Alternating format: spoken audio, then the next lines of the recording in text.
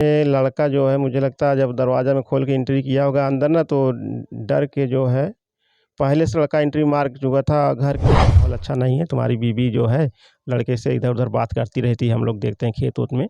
आप जो है आइए विदाई करने के लिए गया इन लोग से तो विदाई नहीं कर रहे हैं, बोल रहे हैं इसे मालकिन आप नहीं बना रखे हो, इसको कम से कम 3 लाख रुपए डालो इसके अकाउंट में, तब ससुराल में एंट्री मार गया। अच्छा। वो साला ससुराल में जाने के बाद मेरे ससुर को दारू पी रहा है, उसके साथ ड्रिंक कर रहा है, मुर्गा ला रहा है, उन लोग के पैसे खिला। तो नमस्कार, अभी मैं हूं जनपद जौनपुर खेता सराय के अंतर्गत एक मानी कला गांव है, जहां पे ऐसी घटना घटती है जिसे सुनेंगे आप तो सोचने पे मजबूर हो जाएंगे। जो हमारे फ्रेम में शख्स हैं, ये अपने परिवार की परवरिश के लिए, अपने माता पिता की परवरिश के लिए अपने देश को छोड़ करके कुवैत कमाने के लिए चले जाते हैं, लेकिन यहाँ पे इनकी पत्नी कि अपने प्रेमी के साथ रास लीला रचाना शुरू कर देती है। बात यहीं तक नहीं है, इसके बाद जब प्रेम परवान चढ़ता है तो अपने पति को, अपने सास को, अपने घर बार को छोड़ करके अपने ही भतीजे के साथ फरार हो जाती है। आइए क्या कुछ कहानी है हम जानने का प्रयास करते हैं। क्या नाम है आपका? शैलेंद्र कुमार नाम है सर। अच्छा शैलेंद्र, आपकी शादी कब हुई थी? 2008 में हुई थी शादी। अच्छा 2008 में जी। उसके बाद फिर आपका रिश्ता कैसा चल रहा था, आपकी पत्नी का और आपका? सर रिश्ता तो बहुत अच्छा चल रहा था। 2008 से हम लोग जी ऐसा कोई दिक्कत नहीं, बहुत अच्छे थे हम लोग, इधर उधर घूमने जाते थे, शॉपिंग करने जाते थे, कपड़े दिलावे, गहना जेवरात सब। फिर हम लोग के फिर जो है 2012 में एक बच्चा हुआ। फिर मैं जो है उनसे बात किया कि मैं यहाँ जो है बच्चे हो गए हैं, विदेश जाना चाहता हूँ। बीवी से पूछा मैंने, बोली हाँ चले जाइए। तो मैंने पासपोर्ट बनवाया, उसके बाद विदेश गया, 1 साल में आया, फिर उधर से पैसा कमा के इसके बाद फिर मुझे एक बच्चा हुआ 2015 में। उसके बाद मैं इधर अच्छे से कमा रहा था, कोई दिक्कत नहीं था सर।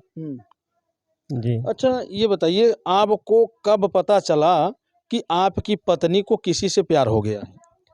पता मुझे उस टाइम चला जब मैं गया था यहाँ पे एक शादी में, बारात 2022 की बात है। बारात गया था, रात में जब आया घर पे तो मैं घर में जब एंट्री किया रूम में तो ये वाला घर था उस समय, बीच में आंगन था, चारों तरफ से घर था, कच्चा घर था।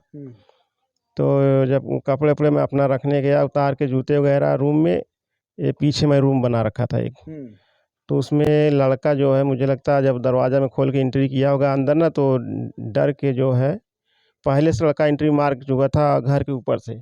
यानी वो उस कमरे में आपकी पत्नी के साथ उसका प्रेमी पहले से ही मौजूद था? हाँ पहले से मौजूद था, क्योंकि जब मैं घर में गया अंदर तो देखा कोने में खड़ा था ऐसे काला से एकदम। तो मैंने उसको पकड़ के बाहर ले आया, उसके पिताजी को बुलाया, सबको बुलाया, मैं उसको पकड़ के रखा था ऐसे। तो हाथ पैर खूब, उसका पैर गिर रहे हैं, मेरा रो रहे हैं खूब, लेकिन मैंने नहीं छोड़ा। उसके बाद 100 नंबरी को बुलाया, मारा पीटा लड़के के, थोड़ा 2-1 हाथ मारा मैं उसमें। तो 100 नंबरी को बुला के उसके बाद ये सुबह में कैसे उनको थाने में गया, लड़के थाना में गया, 1 दिन था। उसके बाद मुझे भी बुलाए, मैं भी अपना बीवी सबको लेके गया, इधर गाड़ी रिजर्व किया, लेके गया। बीवी भी वहाँ बोलने लगी माफ़ कर दीजिए, गलती हो गई, मैं ऐसा नहीं करना चाहती थी, ये ज़बरदस्ती आया है ऊपर से, घर के ऊपर से दवाई डाल के सन्नाटा दे के, घर में कोई नहीं था, ज़बरदस्ती करने लगा मेरे साथ जो है, इसलिए मैं मजबूर हो गई। तो ऐसे से वहाँ थाने में जाके बोली जो है माफ़ कर दीजिए, मैं रहना चाहती हूँ, मैं नहीं जाऊँगा, ऐसा नहीं करूँगा, माफ़ कर दीजिए। अच्छा ये बताइए, क्या इसके पहले भी आपको ये आशंका थी कि मेरी पत्नी का किसी से अफेयर है, किसी से प्रेम है? नहीं सर, ऐसा कोई 5-6 साल मुझे शादी को हो गया, मैं कभी नहीं मुझे ऐसा हुआ कि ऐसा हो गया, क्योंकि मोबाइल मेरे ही पास थी, उसका मोबाइल नहीं था, मेरे ही मोबाइल से बात करती थी अपने मायके, अपने जीजा से, सब जगह। तो ऐसा नहीं कुछ पता चला और ना भी था।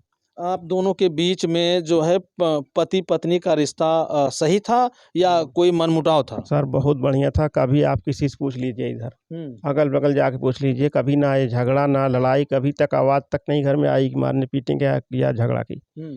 मैं अगर इससे अगर नहीं है तो अगल बगल पूछ लीजिए। अच्छा ये बताइए, ये जो आदमी लेके गया आपकी पत्नी को, ये कहाँ का रहने वाला है? ये मेरा पड़ोसी है, भतीजा लगता है। हाँ।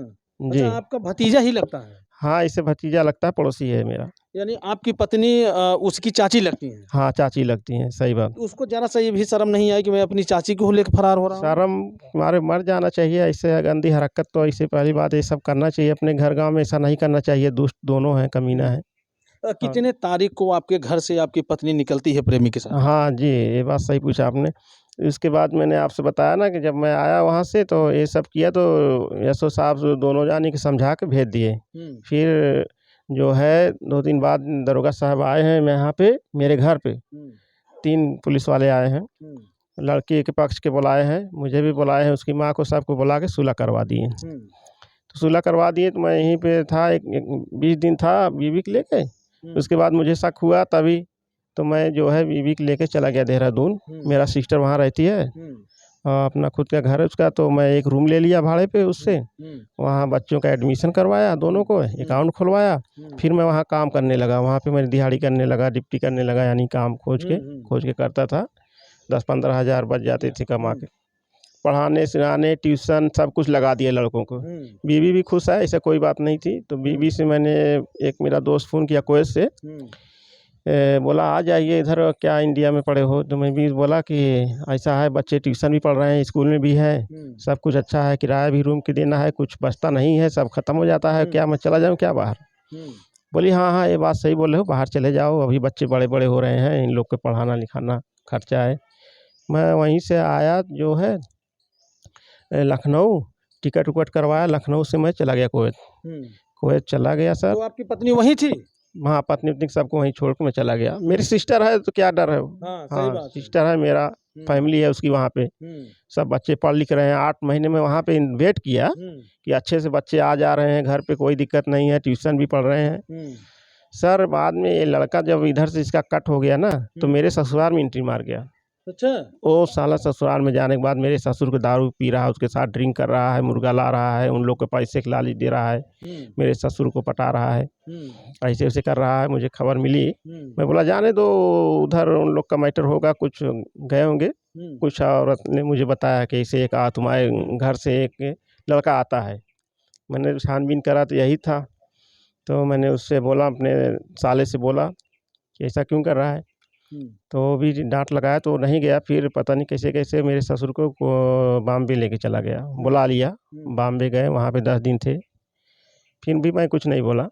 तो ये मेरे ससुर घर पे एक दिन फ़ोन किए कि मैं बच्चों को देखने जाऊँगा। जनवरी का महीना था। मैं बोला जाइए, खिचड़ी की टाइम भी था। मैं बोला दाना वाना ले जाइए। इसी टाइम वो लेके गए, चावल वावल सब लेके गए, दाना वाना।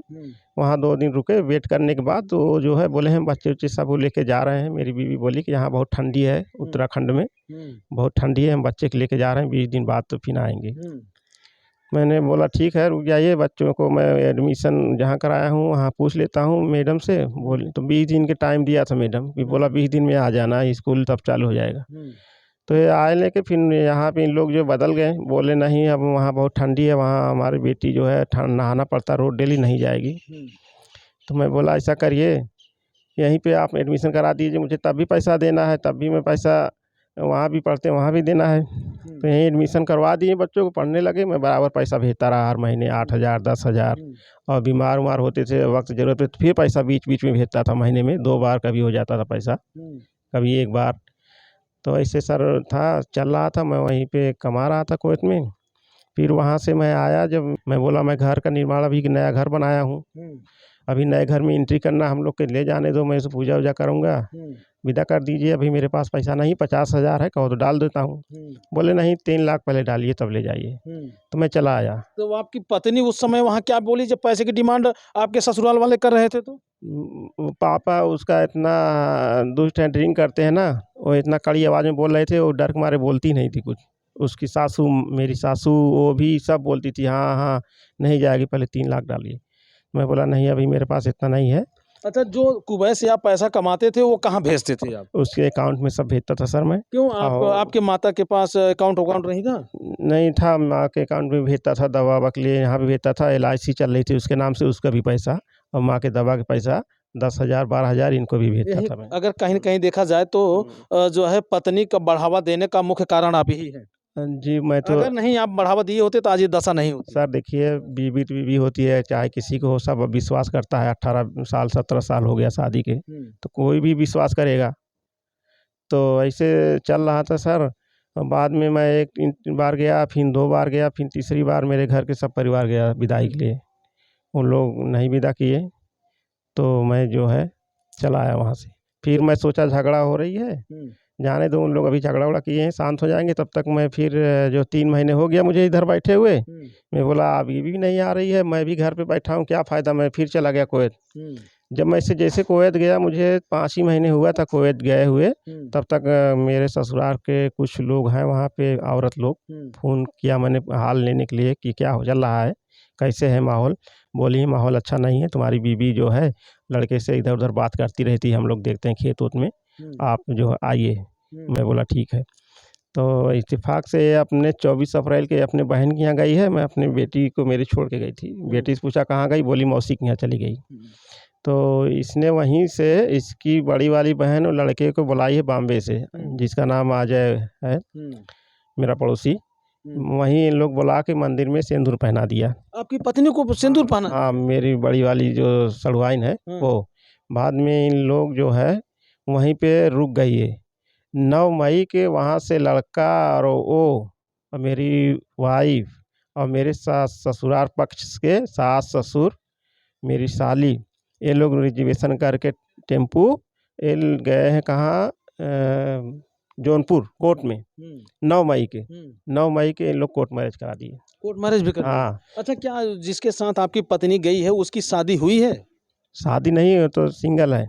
वो सिंगल है? जी सर, वो सिंगल है। बाद में मुझे एक औरत की वहीं के खबर दिया कि ऐसा-ऐसा हो रहा है, तुम्हारे पत्नी के साथ इन लोग कर रहे हैं। आप क्या कर रहे हो? जल्दी आइए। मैं अपने मालिक से, जो मेरा अरबी था, उससे मैंने थोड़ा सा हिंट दिया कि ऐसा-ऐसा मैटर है मेरे घर पे, मेरा पत्नी बहुत सीरियस है।